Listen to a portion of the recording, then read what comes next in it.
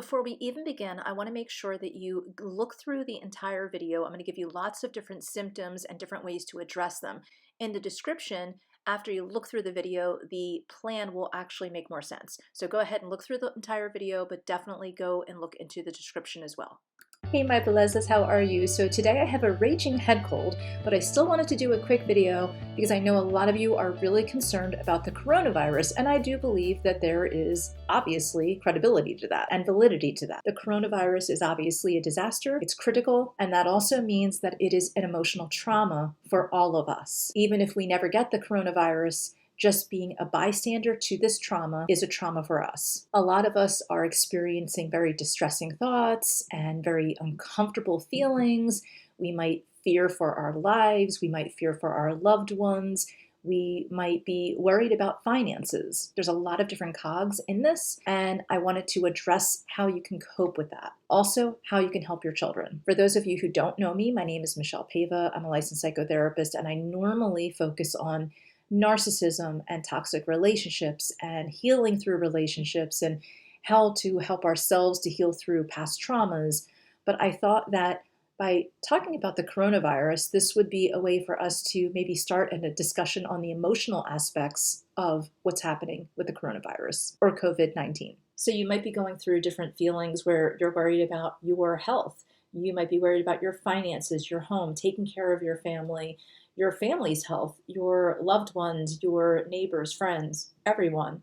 You might be watching the news quite a bit. You might be mad at the media. You might be mad at politicians. You might think that it's being overrepresented, or you might think that there's something that's being hidden, or you're somewhere in between because you really don't know the facts. There might be so much that you're worried about right now. Understand that all of that is contributing to trauma. Here are some symptoms that you might be experiencing right now because of all of that, or you might already have some of these symptoms and you might find them escalating, or you might find some of these symptoms and other ones on top. So number one, you might have some sleepless nights, or you might find that you're very exhausted all of the time.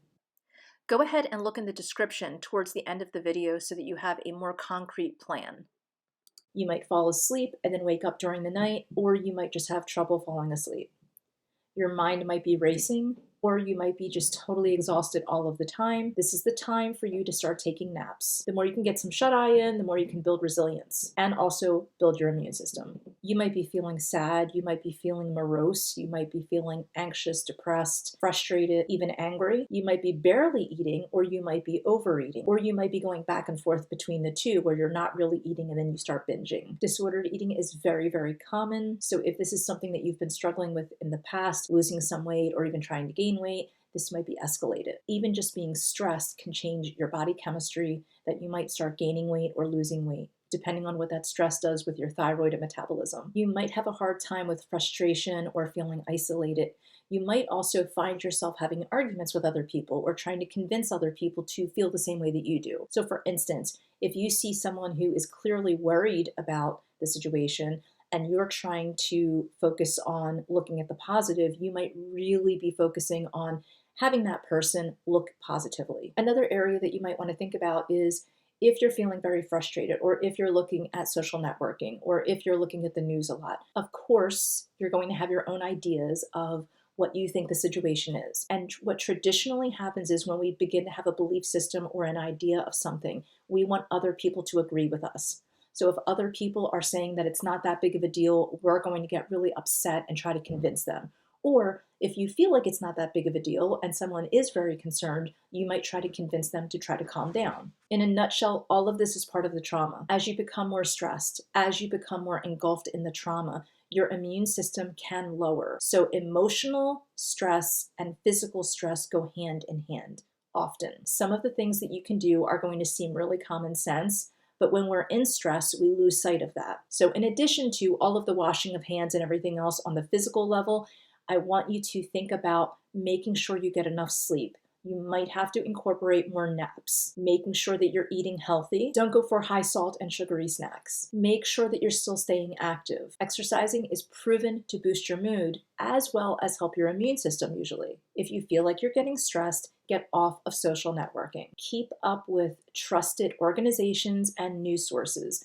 but you don't have to stay connected to social networking. Social networking tends to breed a lot of drama, and that's the last thing that you need right now. Overall, try to do things more around your house. That way, you're already focusing on social distancing, which is only going to help you, and yet you're not staying isolated. So stay connected to family and friends through FaceTime, through phone calls, texting. You don't want to isolate, but you do want to stay safe. If you're feeling very anxious, find ways to lower your stress levels. If you're feeling very depressed, find ways to boost your mood. Either way, understand that this is a crisis and this is a trauma on a global level and also on an individual level. So take care of yourself and also be mindful of children and teenagers, because even though they don't express stress in the same ways, they still can feel it. They're still going to have a lot of their lives altered. They're going to be more isolated. They might be looking at social networking as well, and they might be overhearing family and friends. So understand that children tend to keep things to themselves because they can't process the same way that we can. And even adults can't process well all of the time, especially under stress. So for a child,